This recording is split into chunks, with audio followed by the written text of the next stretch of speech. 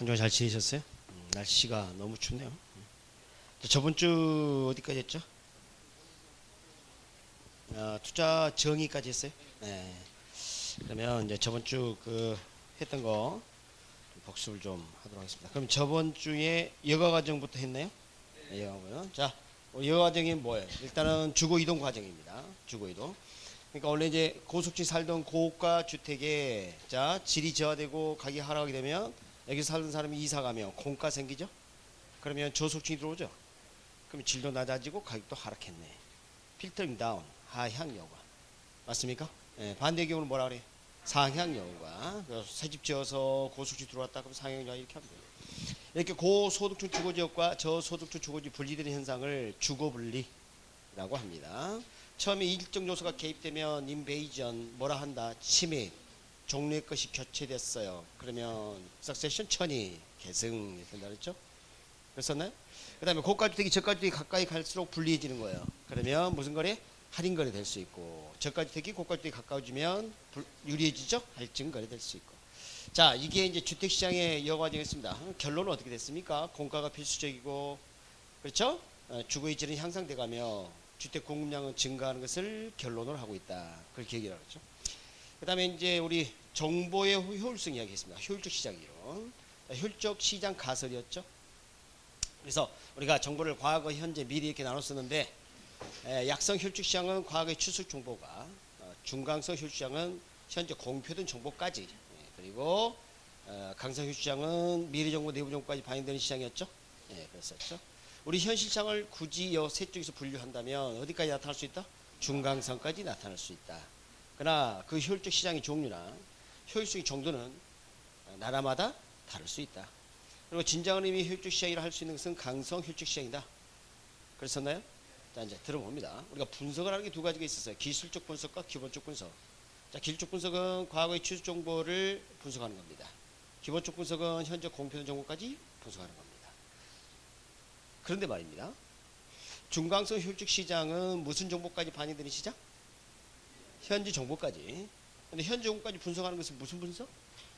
기본적 분석. 만약 중강성 효율적 시장에서 청동기 시대에 청동기 들고 나타나면 우위를 점할 수는 없죠? 초과를 얻을 수 있다 없다? 없다. 그래서 중강성 효율적 시장 기본적 분석을 해봐야 초과를 얻을 수 없다. 자, 그게 뭐 저번주에 했던 내용이고. 그 다음에 또 뭐 배웠습니까?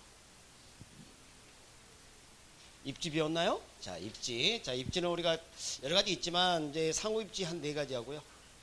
고급 입지 한 가지 이렇게 학습했습니다. 상호 입지 일단은 크리스탈의 중심지로는 제 도달거리 범위가 최소 이쪽부터 커야 한다. 맞습니까? 자, 레일리 소멸 법칙하고 호프의 확률 상권 모형은 비슷했어요. 상당히 비슷했는데 차이점은 레일리로는 두 도시만을 대상하죠. 그러나 호프는 두 도시는 물론이고 세 도시 세 매장까지 가능하죠. 이런 특징이 있었고 그 다음에 이제 거리에 무조건 제곱을 하는 레일리에 비해서 호프는 마찰 기술 거리 공간 마찰 기술 도입했죠. 그것을 승에 반비례한다. 이런 특징이 있었어요. 그걸 기억해 주시면 되겠고. 자, 고급지 들어가서 어떻게 했어요? 자, 공장을 어디 지을까? 시장 가까이 갈까? 원료산지 가까이 갈까? 이게 결론 아니었습니까? 무거운 곳에서 가공합니다. 무거운 곳에서. 원재료가 무겁다. 가공할수록 무게 준다면 원료산지 가까이에서 가공해서 무게를 줄여서 옮기기 낫겠고 제품이 무거워진다 그러면 무게를 시장 근처에서 늘리는 게 나을 거란 말이에요. 그러니까 원재료가 무겁다. 끼 무슨 지장 입지? 원료 제한지. 자, 제품이 무겁다. 끼 무슨 지장 입지? 시장 지장지. 자, 원료 지수 그렇게 했을 때는 자, 원료 값이 결과예요. 분모 분자의 결과는 분자 값이에요. 맞습니까? 네, 분모 분자의 결과는 분자 값이에요. 그런데 만약에 원료 지수가 1보다 크다. 그럼 원료가 무겁다 그런 뜻이에요. 무슨 지장 입지?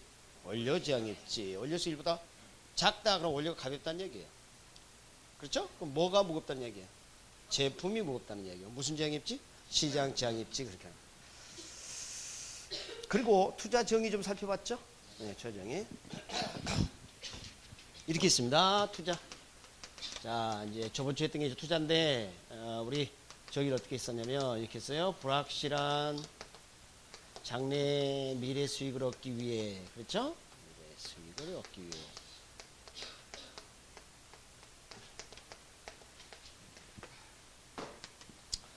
확실한 현재 소비를 희생하는 행위다. 소비를 희생하는 행위다. 이렇게 정의를 내렸었습니다. 정의. 그래서 저번주에 이제 학습했던 내용이 자 일단은 봅니다. 이게 뭐예요? 자 수익을 얻는 거고요. 여기 소비를 희생했어요. 그럼 여기 얻는 거 플러스 희생하는 거 마이너스 어떤 게 더 큰 좋아요? 들어오는 게 얻는 게 그래야 되겠죠. 그런데 이 들어온 돈은 자 확실해요 불확실해요? 불확실해요. 그래서 불확실을 uncertainty 이걸 포함해서 넓게 위험이라 정의한다 그랬죠? 위험, 리스크 이렇게 했어요. 위험이 뭐예요? 위험이 뭐냐고요? 실현된 결과와 예상한 결과가 서로 달라질 가능성. 실현된 결과가 예상한 결과로부터 벗어날 가능성. 자, 위험은 달라질 가능성, 벗어날 가능성이에요. 알겠습니까? 뭐라고요? 그러니까 나만 사랑했던 그이가 한눈 팔면 위험이에요, 기회예요? 위험이에요. 기회라고 생각하시는 분들 안 돼요. 자, 그러면 위험이 커지면 자 봐요. 이렇게 그에 대한 보상으로 뭘 받아야 돼? 수익을 받아야겠죠? 수익을 써요. 리턴. 그러니까 봐요. 수익이 자 위험이 커지면 수익이 이렇게 커지는 거. 위험은 나쁜 거죠. 수익은 좋은 거죠. 그러니까 나쁜 것을 좋은 것으로 상쇄했다. 서로 맞바꿨다. 트레이드 오프. 우리가 어떤 물건을 사려면 내가 소중한 걸 내놔야 돼요. 돈을 내놔야 돼요. 그렇죠? 나쁜 것만큼 좋은 것으로 상쇄했다서 위험식 상쇄관계 트레이드 오프라 그래요. 그렇지만 말입니다. 상쇄관계인데 보통 상쇄관계는 엇갈려야 맞거든요.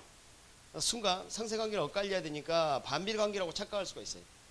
그래서 모든 상쇄관계가 다 반비례관계인 것은 아니에요. 이건 재밌는 게 하나는 나쁜 걸 적고 하는 건 좋은 걸 적었기 때문에 움직이는 방향은 같죠.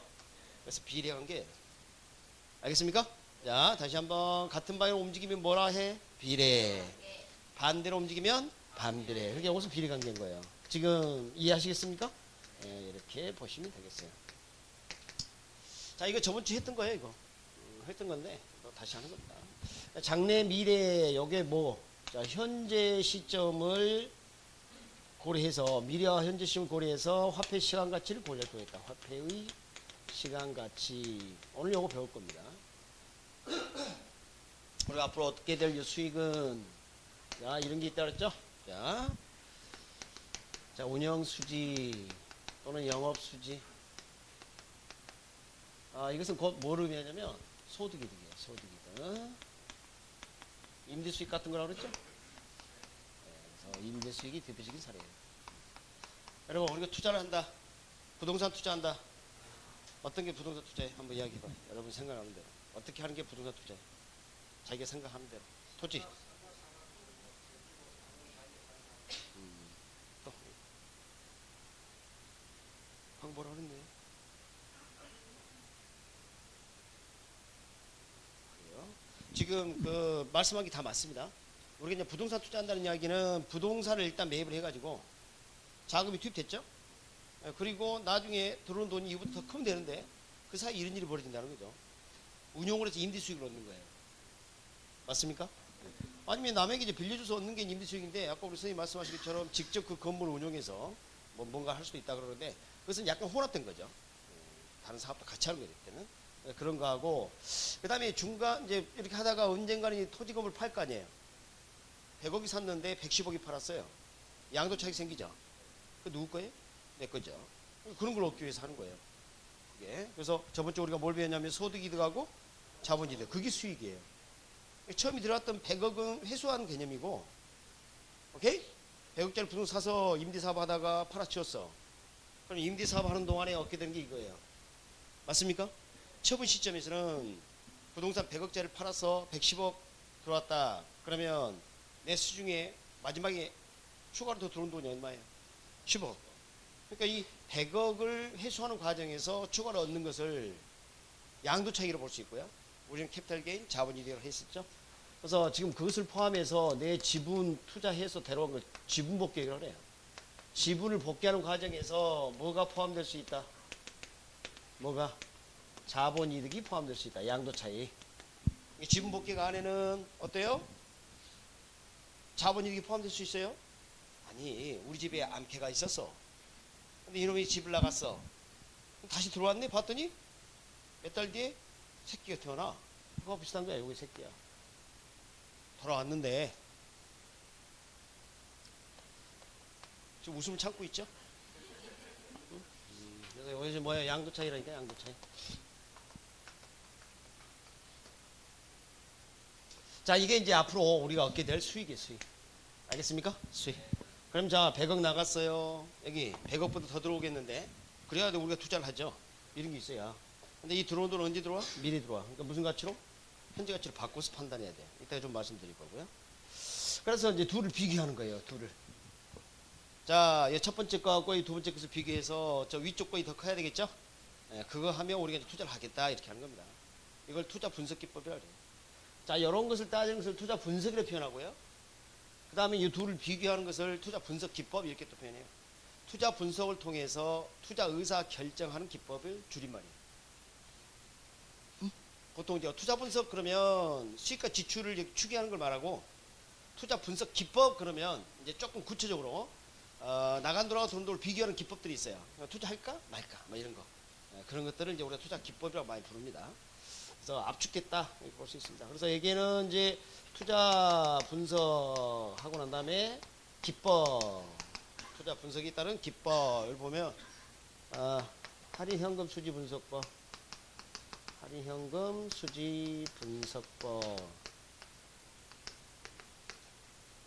그 다음에 이제 오늘 배울 건데요, 어림셈법, 승수법 또는 수익률법 이렇게 합니다. 게 있고, 그 다음에 비율 분석법, 가치의 평가 기법이 있어요. 가치의 평가 기법. 가치의 평가 기법은 우리 감정평가 할 때 배울 거예요. 언제 배운다고요? 감정평가 할 때. 이거 다다음 주. 우리 지금 몇 분 남았죠? 수업이? 오늘 말고 두 분 남았어요? 오늘 말고? 네, 그래요.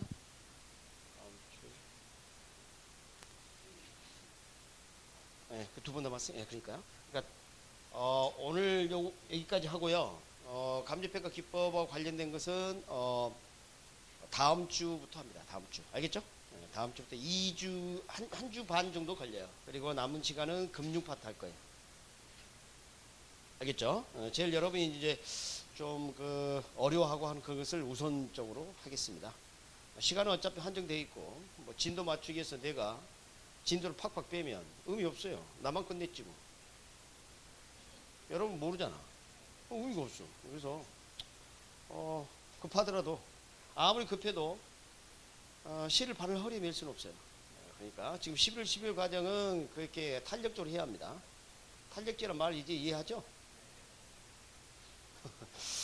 그래서 이것은 언제 하냐면 그때 좀 우선 좀 할 거예요. 네. 그럼 오늘 이제 학습 목표는 이거예요. 자, 전체 이 아웃천을 봤어요. 우리 투자론 전체입니다. 이게 우리 학습할 전체예요. 그래서 이게 안에 이제 세분하게 좀 세분해서 들어가게 되는데, 오늘 위험과 수익하는 이야기를 좀 공부를 하고요. 정의를 좀 한번 따져볼 겁니다. 세부적인 내용을 좀 살펴보고, 화폐 시장 가치도 좀 따져보고요. 앞으로 들어올 돈 이 두 가지 유형이 있다면서요. 여기에 대한 내용을 좀 이해를 좀 하도록 하겠습니다. 이걸 바탕으로 원래 이런 걸 해야 되는데, 이걸 바탕으로 이걸 이해해야 되는데, 그래서 지금 말이 이제 가치평가 기법 이렇게 나와 있지만, 사실 화폐 시장 가치를 고려한 기법이에요, 이게. 이것도 마찬가지고. 근데 요거 오늘 다 하면 난 누군가, 또 난 여기는 어딘가, 또 이래. 그래서 안 돼. 그래서 힘들어. 그래서 오늘은 좀 재밌을 수도 있는, 사실 쉬운 건 아니지만 좀 재밌을 수 있는 어림셈법하고 비율분석 이거 좀 볼 거예요. 나름대로 뭐 제가 준비를 좀 해왔으니까 재밌게 한번 해보자고요. 그리고 오늘 미리 말씀드릴 필요는 없는데 좀 쉽진 않을 거예요. 그러니까 여러분이 처음 배우는 파트니까 쉬울 리가 없지. 그죠? 그래서 뭐 생소한 것도 좀 있다 해서 너무 막 그냥 스트레스 받지 말고, 그리고 이걸 한 번 하고 끝내는 게 아니라 시험 볼 때까지 계속 하는 거야. 그러니까 걱정하지 마시고. 알겠죠? 네, 자, 한번 들어가도록 하겠습니다. 자, 위험 좀 들어갈게요. 위험 그럼 뭐라고요? 위험이 뭐냐고.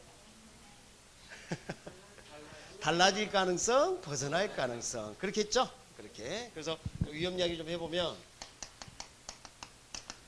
위험, 리스크. 그래서 위험을 분류를 해보면 크게 이제 사업상 위험 이렇게 있고요. 사업상 위험 8장 끼고, 두 번째 금융 위험 이런 게 있고, 세 번째 뭐 법적 위험을 언급할 수도 있고, 네 번째 인플레이션 위험을 언급할 수도 있고,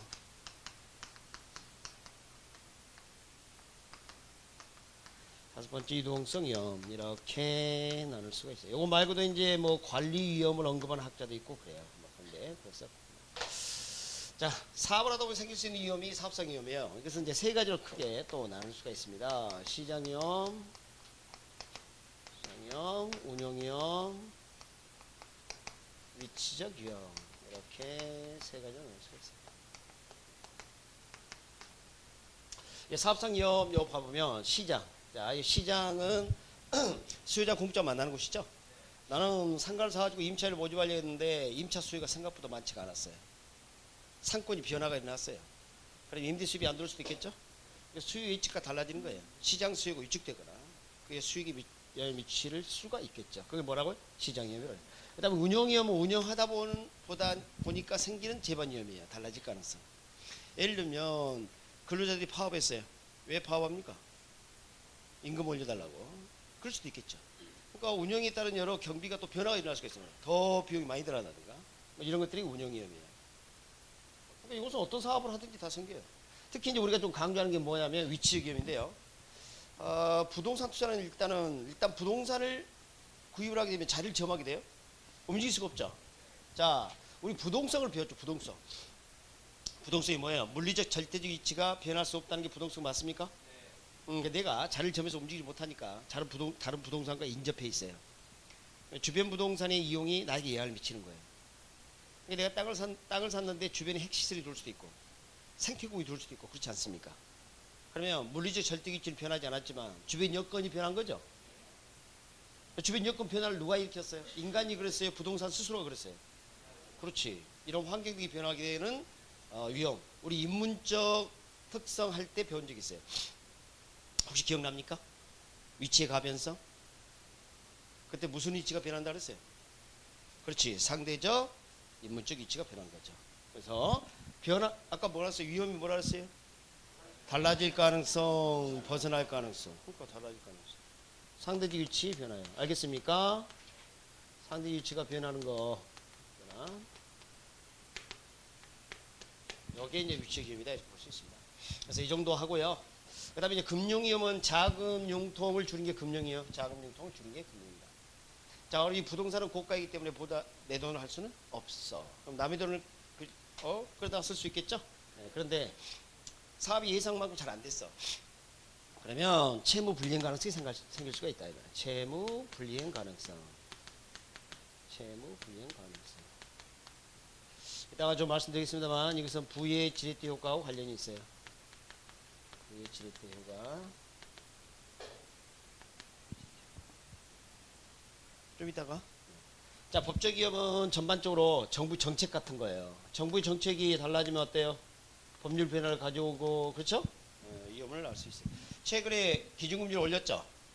그러면 부동산 투자 수요나 공급이나 다 불리해집니다. 금융비용이 많아지니까. 그것은 누가 그랬어요? 정부가. 맞죠? 그다음에 인플레이션이 뭐라고 배웠죠? 물가수요 지수 상승 현상. 그리고 결론은 뭘 기억이라고 그랬죠? 물가수요 상승하면 화폐 가치는 하락한다. 응? 물가가 상승하면 화폐 가치는 뭐? 하락한다. 실물가격이 비싸지면 돈을 더 주고 사야 되는 거죠. 자, 내가 금을 얻기 위해서 은을 지불을 한다면 더 줘야죠. 가치가 낮아서 그래. 많이 주는 쪽이 가치가 낮은 거예요. 이해하시겠습니까? 그게 이제 물가 상승에 따른 결론인데 여기는 이제 위험이 이렇게 나와 있는데 저번 주 우리가 배우기를 부동산 투자는 실물 투자이기 때문에 화폐 자산을 보유했을 때 생길 수 있는 위험을 막을 수 있다 그랬죠. 인플레이션 해지 기억납니까? 네, 인플레이션 해지 기능이 있습니다. 방어 수단이 있는데 여기 뭐라고 되어 있어요? 위험이 되어 있어요. 아니 앞에서 장점으로 해지 기능이 있다는데 갑자기 위험이 왜 나왔지? 자, 잘 생각해 봅니다. 부동산 투자를 하면서 모두 내 돈이 아니라 남의 돈을 빌려서 쓸 수 있겠죠. 그러면 돈을 빌려준 금융기관 입장에서는 일종의 투자입니다. 어? 맞습니까? 그럼 거기다 보상을 받아야겠죠? 그러니까 이자를 받는 거예요. 그렇지만 말입니다. 50억을 빌려주고 난 다음에 그 다음에 50억을 받으려고 봤더니 빌려줬을 때 50억은 금이었는데 받을 때 50억은 은으로 바뀌어 있다면 짜증나겠죠? 물가 상승하면 뭐 거기다 보상을 요구해야겠죠? 이자를 올려. 알았습니까? 그러니까 그 이자라는 그런 것들이 포함되어 있다. 그러니까 즉각 반영을 하는 것은 변동금리고 미리 반영해서 하는 게 고정금리고 그래요. 그러면 자 물가가 상승하게 되면 어떤 현상이 벌어질 수 있어요? 이자율이 상승하는 현상을 가져오고 그렇죠? 금융비용이 증가하는 효과를 가져올 수도 있단 말이에요. 이게 투자에 있어서 불리한 것으로 작용할 수 있어요. 다시 모두 내 돈으로 투자한다면 좋겠지만 타인 자금을 끌어올 수도 있겠죠. 그러면 화폐가치 하락이 있다는 그 위험도 나에게 전가될 수 있다는 말이에요. 지금 이해됐습니까? 그 다음에 유동성이 말 때 유동성은 현금을 생각하세요. 현금화할 때 생기는 위험이에요. 현금화할 때. 자, 내가 부동산 10억짜리 가지고 있었어요. 팔려고 내놨어요. 안 팔려요. 가치는 10억짜리가 맞지만 안 팔리면 어떻게 돼? 현금화하기 위해서는 싸게 팔 수밖에 없어. 싸게. 그렇죠? 그래서 부동산을 이렇게 현금화하는 과정에서 이렇게 전환하는 과정에서 가치 손실 가능성이 있대요. 가치 손실. 10억짜리 갖고 5억짜리 팔린다든가 이럴 수도 있다. 여기에 위험입니다. 자, 여기에서 자 금쪽 위험 하나 좀 더 말씀드릴게요. 만약에 내가 남의 돈을 빌린 게 없다. 한 푼도 안 빌렸다. 그럼 이거 금쪽 위험은 생겨요, 안 생겨요? 안 생겨요. 알겠죠?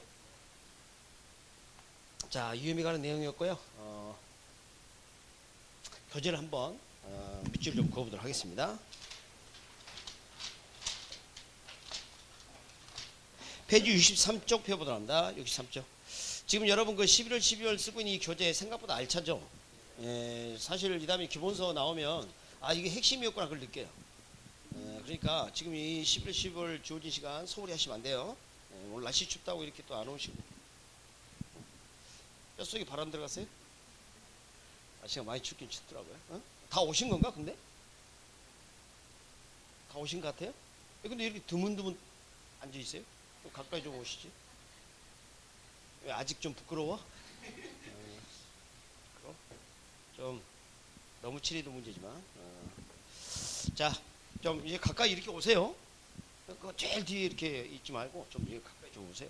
좀 봅시다 가까이. 자, 거기 제2절 부동산 투자의 위험과 수익 얘기 보도록 하겠습니다.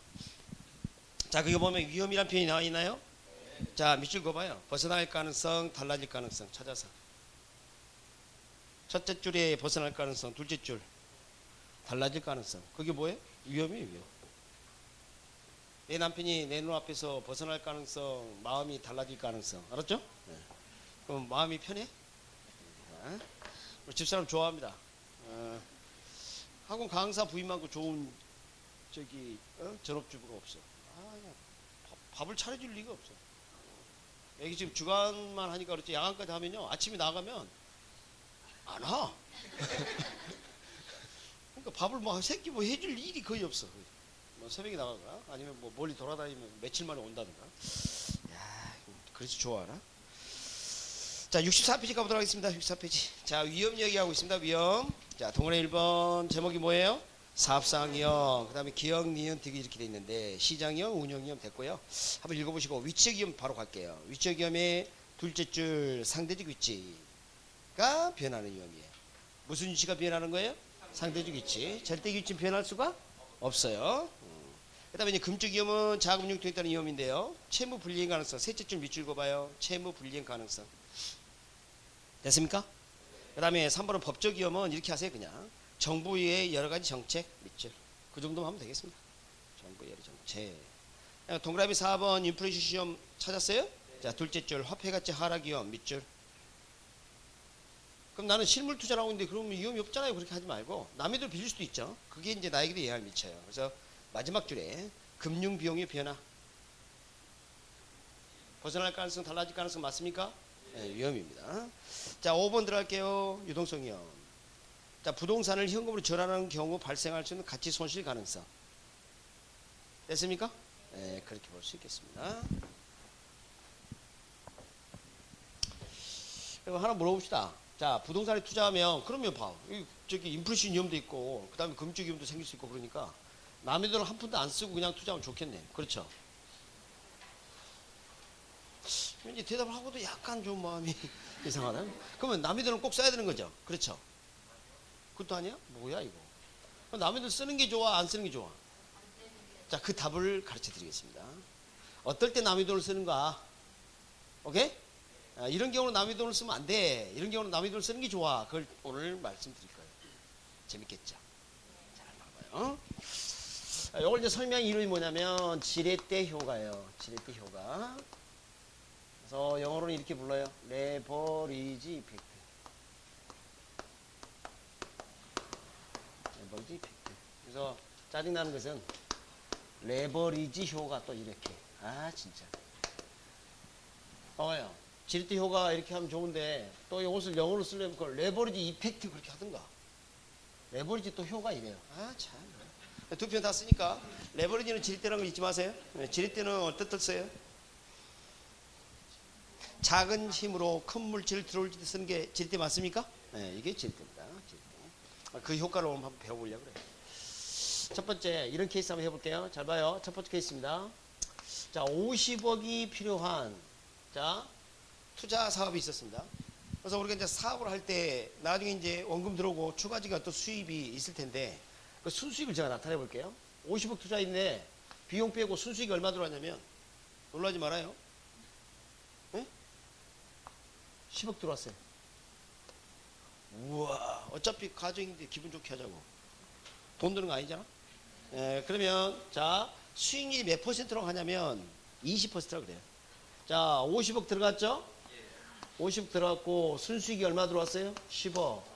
그러면 이건 0.1하고 적고 몇 퍼센트로 읽는다? 20%라고 읽는다 이 말이에요. 맞습니까? 20%.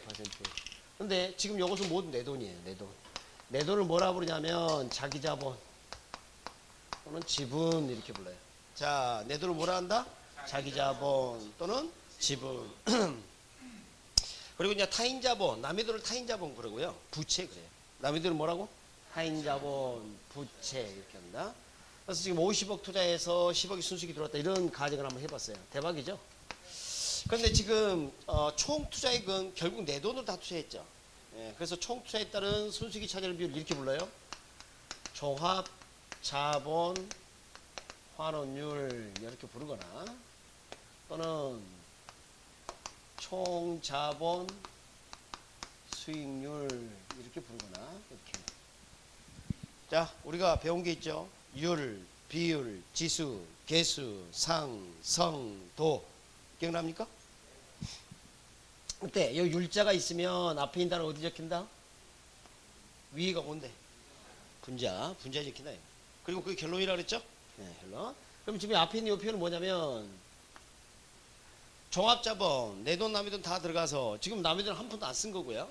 총 투자에 따른 환원되는 순수익이 차지하는 비율이라는 뜻이에요. 여기도 마찬가지 총 투자, 총 자본에 따른 환원되는 앞으로 보여드릴 순수익이 차지하는 비율이라는 뜻이에요. 표현 알겠어요? 근데 이것은 모두 다 내 돈으로 좀 했죠.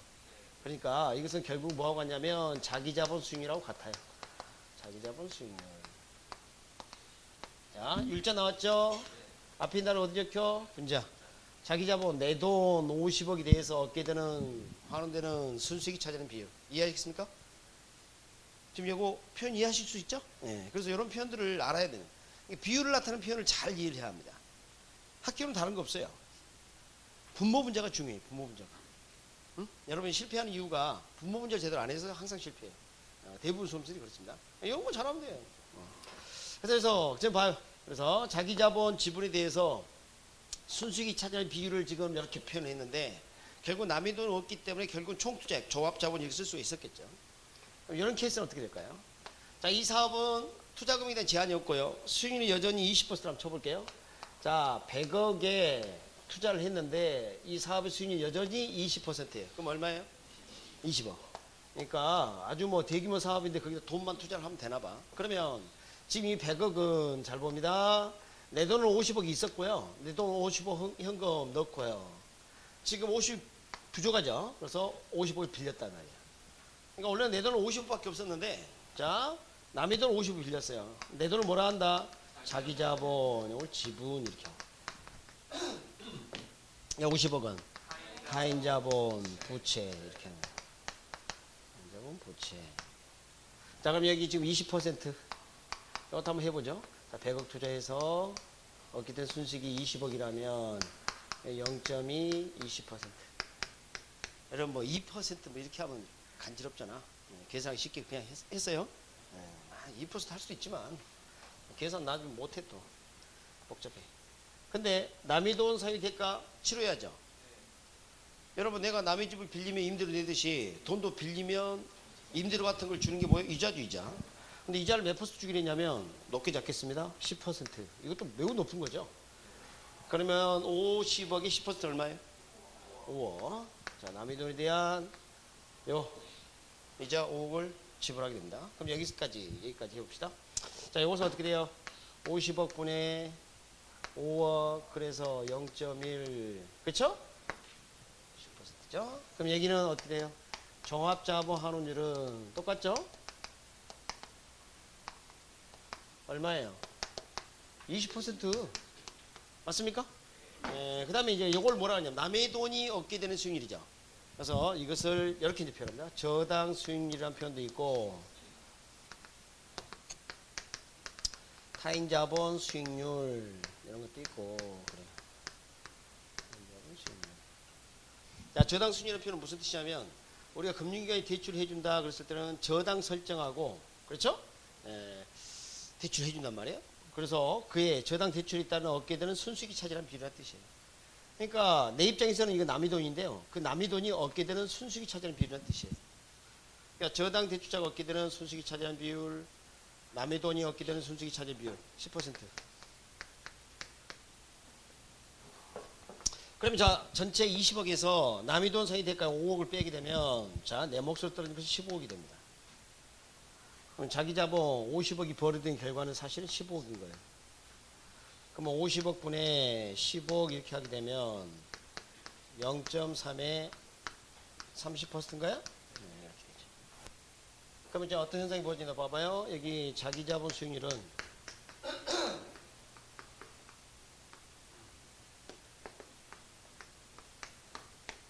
아까 이것은 몇 퍼센트에서 그냥 20%였죠?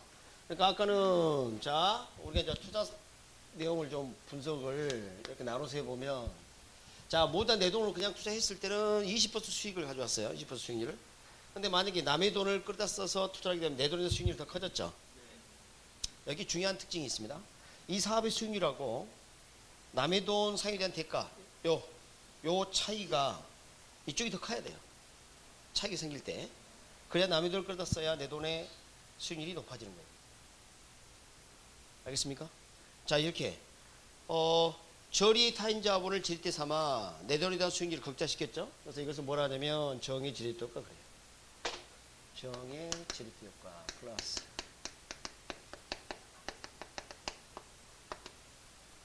다시 적어보면 자기 자본 수익률하고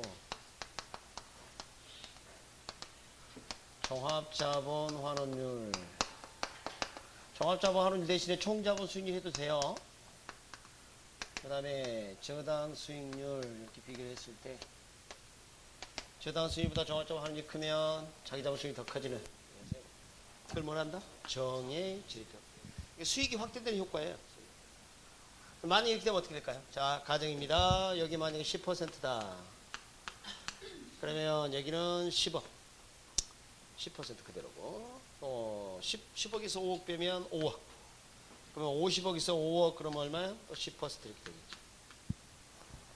이때는 지리적임이 없는 거예요. 알겠습니까? 이걸 뭐라 하냐면 영의 지렛대 효과라고 그래요. 뭐라 한다? 영의 지렛대 효과. 다른 말은 이제 중립적 지렛대 효과 이렇게도 불러요. 중립적 지렛대 효과.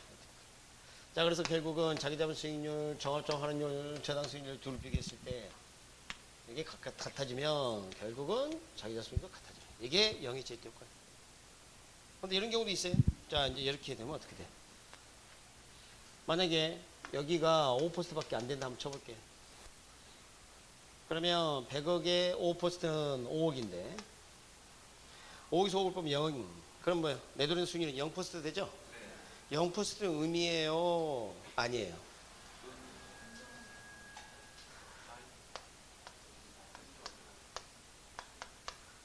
0%는 의미 아니에요? 수익률이 의미예요? 아니에요? 0이지 그냥. 왜 그래? 잘 몰라? 0은 의미 아니에요. 음하고 양 사이에 있는 거예요. 아직 의미 됐어요? 안 됐어요? 안 됐어요. 안 됐죠? 근데 이걸 뭐라고 부르냐면 V의 제곱도가를 불러. 그러니까 이걸 좀 주의해야 되는 거예요. 만약 이렇게 되면 어떻게 될까요? 이게 만약에 4%다. 그럼 어떻게 되나요? 4억이죠? 4억에서 5억 빼면 얼마예요? 마이너스 1억. 50억에서 1억은 몇 퍼센트예요? 마이너스 2%가 돼요. 이것도 V의 제곱도가로 봐요. 그러니까 V의 제곱도가를 잘못 이해하시면 안 되는 게 자기 잡은 수익률이 의미된다는 뜻이 아니에요. 방향이 V의 방향으로 갔다는 뜻이지. 알겠습니까? 그게 이제 잘못 이해할 수 있는 거예요. 그래서 V의 지렛대 효과라고 했을 때는 수익이 축소되거나 아니면 손실이 오히려 확대되는 그런 효과가 생겼을 때를 말해요. 그래서 이렇게 됩니다. 저당 수익률보다 종합적으로 환율이 작아서 결국은 자기 잡은 수익률이 작아지는데 이게 꼭 의미되는 것은 아니라 아까 0인 경우도 있었잖아요. 0은 의미 아니라니까. 무슨 말 알겠죠? 그래서 0을 중심으로 해서 제곱대 효과를 통해서 이쪽으로 가게 되면 뭐라 그래? 정의 제곱대 효과. 이렇게 자기 잡은 수익률이 작아진 쪽으로 움직이기 시작하면 뭐라 하고? V 제곱대 효과를 합니다. 0을 중심으로. 지리작용이 유리한 쪽으로 작용하기 시작하면 뭐라 해? 정의 제곱대 효과. 불리한 쪽으로 작용하면 V 제곱대 효과 이렇게 하는 거예요. 그러니까 V 제곱대 효과 V자를 보고 자기 잡은 수익률이 의미라 생각하면 안 된다고요. 마이너스 수익이라 생각하면 안 된다고요. 그때는 갑자기 또 대답을 안 해. 그래서 V의 제곱도가 이렇게 했을 때는 어떤 일이 벌어질 수 있어요? 채무 불이행 가능성이 커지는 거예요. 금쪽 위험이 생길 수가 있다는 거예요. 지금 이 논리 이해하시겠습니까? 그렇게 볼 수가 있겠습니다. 재밌죠? 자, 여기 중요한 결론이 있습니다. 내가 투자를 할 때는 남의 돈을 끌어 쓸 수가 있게 되는데 그 남의 돈에 대한 수익률, 보장해줄 수익률보다 이 사업의 수익률이 크지 않다면 남의 돈을 끌어다 쓰면 안 돼.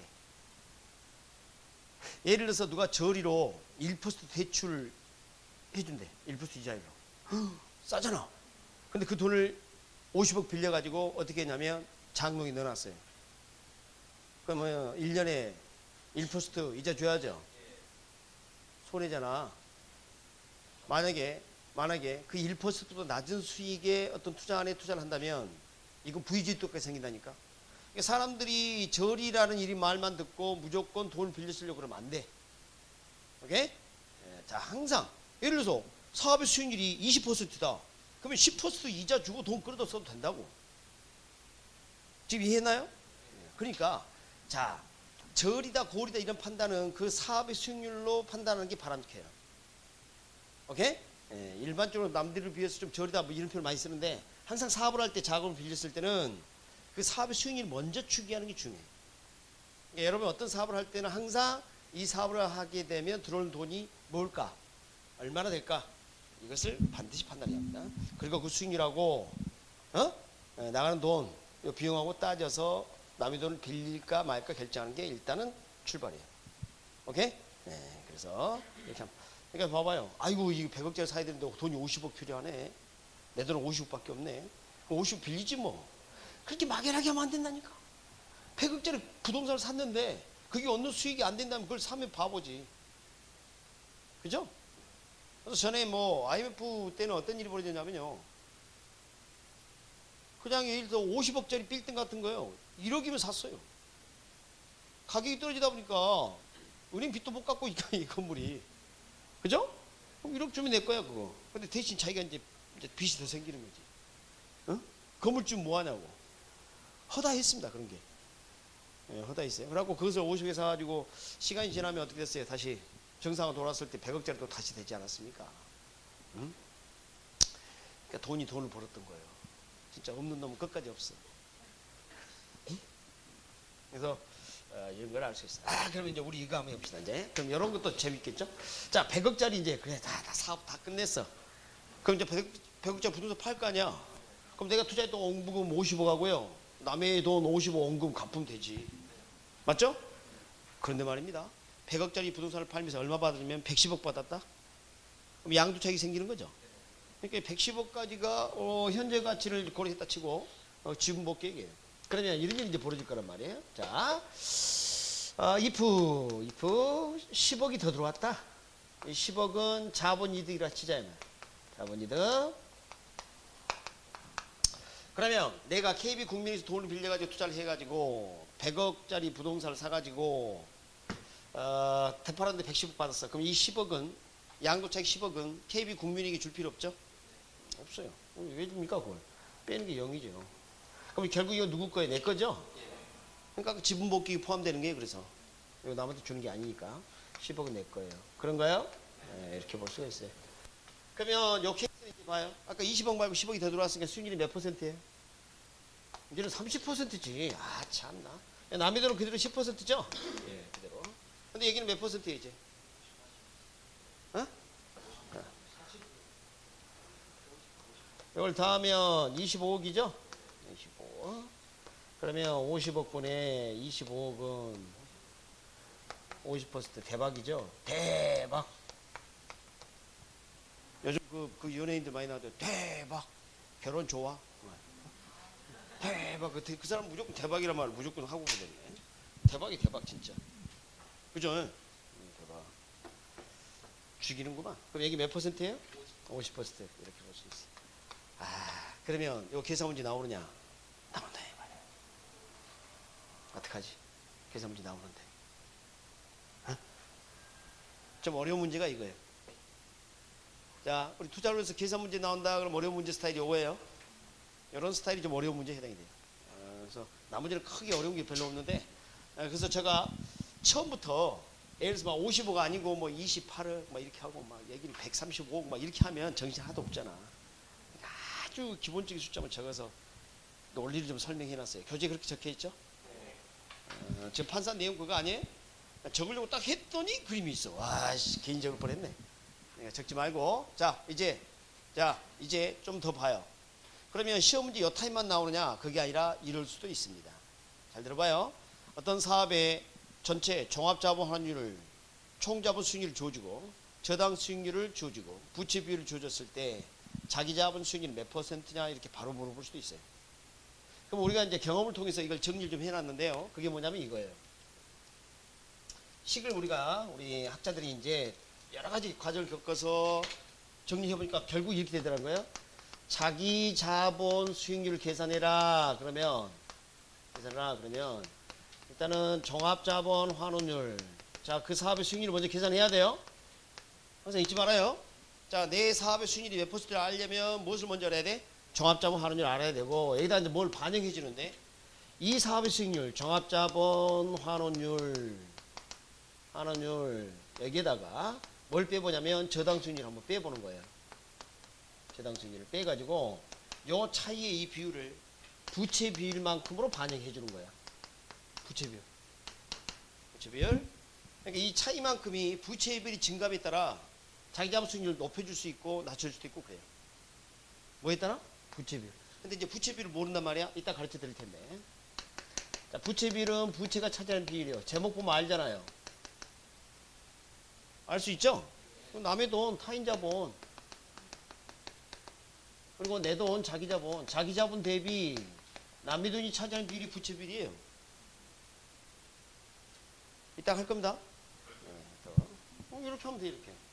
그러면, 여기 봐요.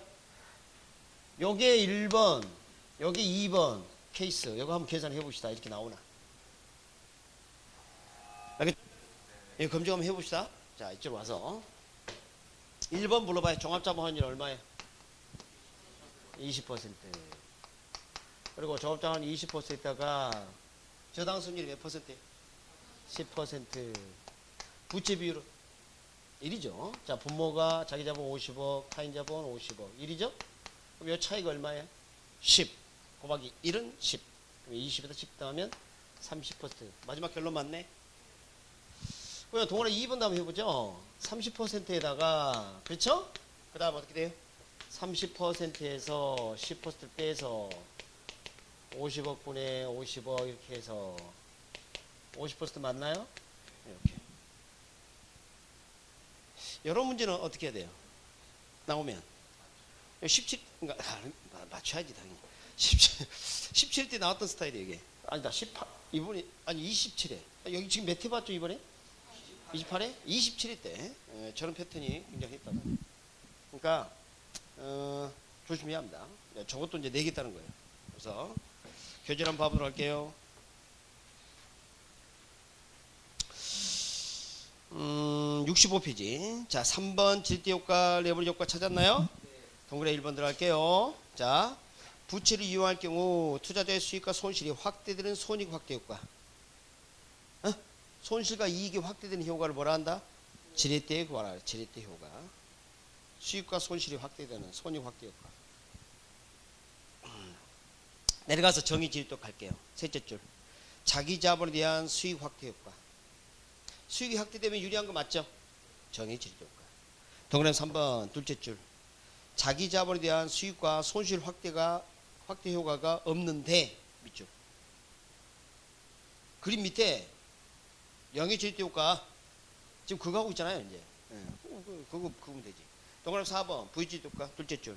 자기 자본에 대한 수익이 뭐 하거나 감소하거나 그렇죠? 그 다음에 손실이 확대되는 효과. 그러니까 감소가 되었지 마이너스가 아닌 경우도 있다니까. 그러니까 V 지렛대 효과를 무조건 의미로 생각하면 안 돼요. 자기 자본 수익률이. 자기 자본 의미 아닌 경우도 있어요. 해봐요. 종합자본은 20%인데 자기 자본 수익률이 10%밖에 안 됐다. 그럼 뭐예요? 수익이 주는 효과죠. 그것도 VC 효과를 불러. 잊지 마세요. 주의하셔요. 넘겨봐요. 그래서 66쪽 상대로 보니까 지렛대 효과, 레버리지 효과 구분이 돼 있고 동그라미 6번 보니까 자기 자본 수익률, 지분 수익률을 어떻게 계산하느냐. 종합자본 환율 플러스 종합자본 환율과 저당 수익률의 차이만큼을 부채 비율 비중으로 반영해 주는 거죠. 됐습니까? 네. 재밌죠? 재밌죠? 자, 재밌다 해 빨리. 고개 흔들지 마. 다 보인다. 자, 우리 신의 체조 가진 다음에 진행하겠습니다.